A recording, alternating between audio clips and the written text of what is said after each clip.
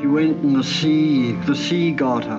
But in my opinion, she was scuttled. She simply adored Rebecca. Hey there, spook lovers. As the nights are becoming long, dark and chilly, we think it would be the perfect time to celebrate a fright night by jumping back in time to our favorite horror classic, Rebecca. No, stop! What the devil are you shouting about?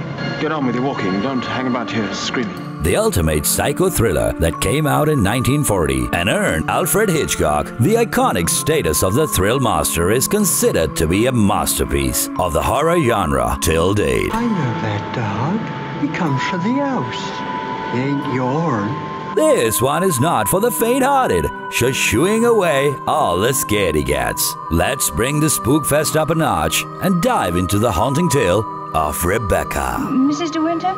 Oh, I'm afraid you've made a mistake. Mrs. De Winter's been dead for over a year. Don't we all just love it when the very first scene of the film gives us the goosebumps? Rebecca opens up with a dream sequence, showing us an overgrown forest hiding a mesmerizing manor, a haunting melody as a background score, and an unnamed narrator. The illusion went with it. I looked upon a desolate shell. All the right ingredients for a creeptastic watch, folks. The narrator and the protagonist of the film, played by Joan Fontaine, is a nameless shy young woman who is at the mercy of her insufferable chatterbox of an employer. I'll never come to Monte Carlo out of season again. Not a single well-known personality in the hotel. The woman is a walking hazard, people. Our unnamed damsel in distress is rescued by the knight in shining armor, a charismatic but reluctant Maxim de Winter, played by Sir Laurence Olivier. Ready to be dazzled, people. What do you think of Monte Carlo?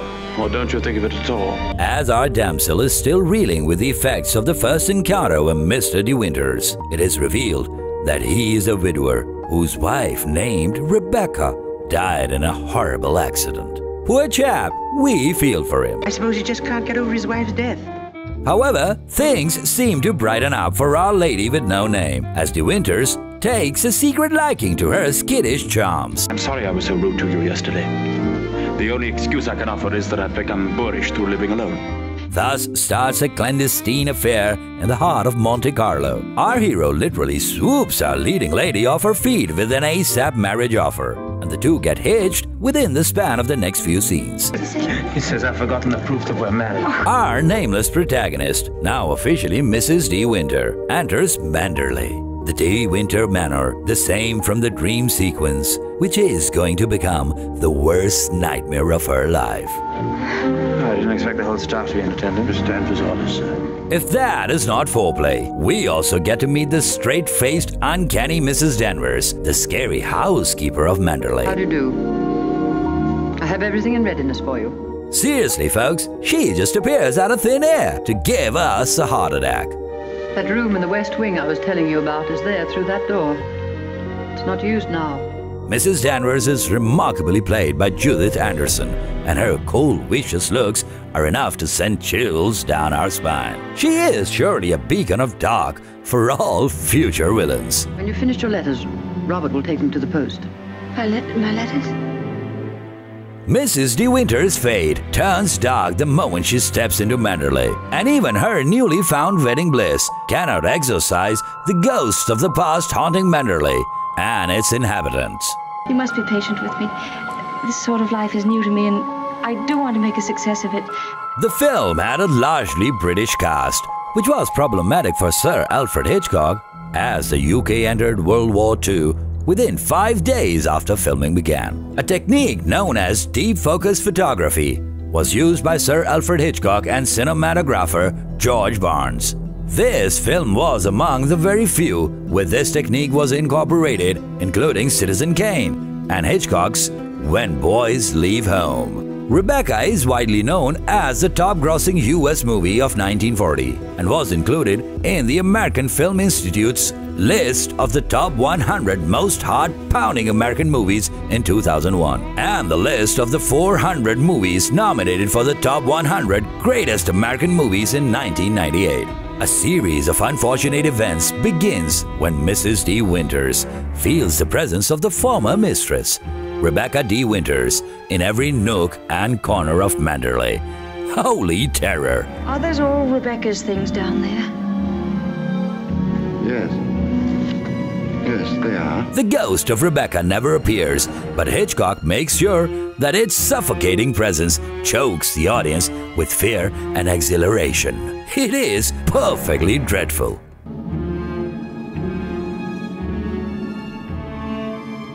Mrs. Danvers becomes successful in driving a wedge between the happy couple by making Mrs. De Winter dress up like Rebecca on a ball organized to impress the De Winters by the Missus. What the devil do you think you're doing?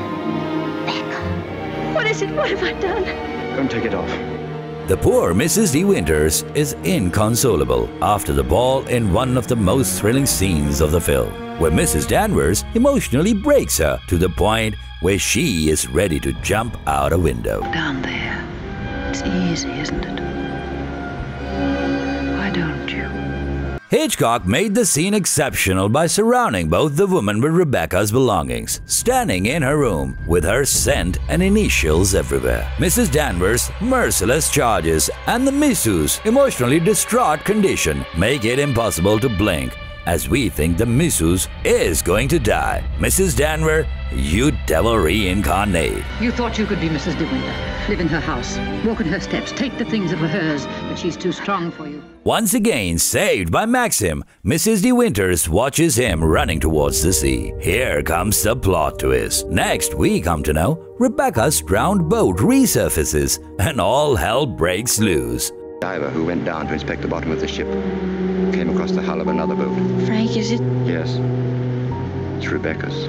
Fast forward to the confession of Maxim De Winters in Rebecca's cabin. Time to get those skeletons out of the closet, people. Rebecca has won. Her shadow has been between us all the time, keeping us from one another. Maxim tells Mrs. De Winters that Rebecca never drowned. She was put in the boat by none other than Maxim himself, and she was long dead before that.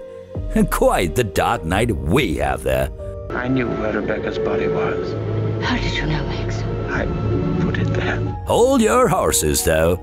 Maxim didn't kill her. She died by falling and hitting her head on an anchor in the very cabin they were standing in. And the camera zooms in on her couch as if she is sitting there.